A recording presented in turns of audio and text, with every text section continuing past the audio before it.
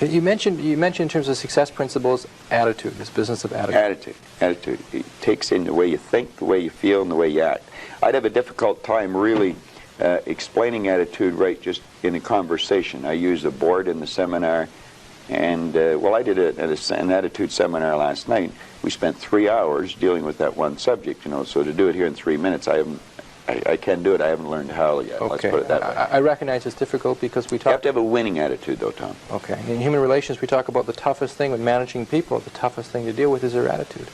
That's right. That's almost impossible. And that's the one thing where management falls down. But we can't change people's attitudes. Well, nobody can change another person's attitude. The only attitude we can change is our own. But you see, if management have the idea it's their attitude and we can't do anything about it, then they're not going to do anything about it.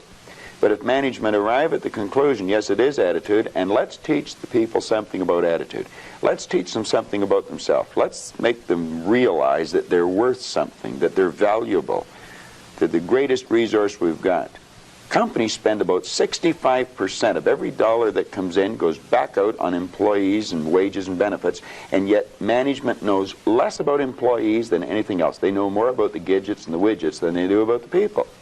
Okay, so your suggestion is we develop a winning attitude. Absolutely. Can you define that for me, first of all? What is a winning attitude? Well, if we can understand, let me digress for a second. The whole universe operates by laws, and there's a law of opposites. It's called the law of polarity. Everything has its opposite. There's a right and a left side. There's a front and a back, an up and a down, a hot and a cold, positive and negative, yin the yang. You know, well, you can think negative or you can think positive, but you can't think both at the same time. You're only going to think one way at one time. And we have to train our mind to think or look for the positive or the good in things. There's good in everything.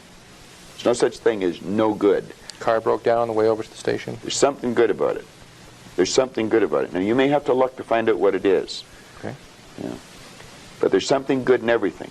There has to be a positive and a negative for anything to exist. There's a law of gender that decrees that. Science understands it. It's taught in science. Okay. Well, once we understand that there's this law of opposites, there's negative thoughts or positive thoughts.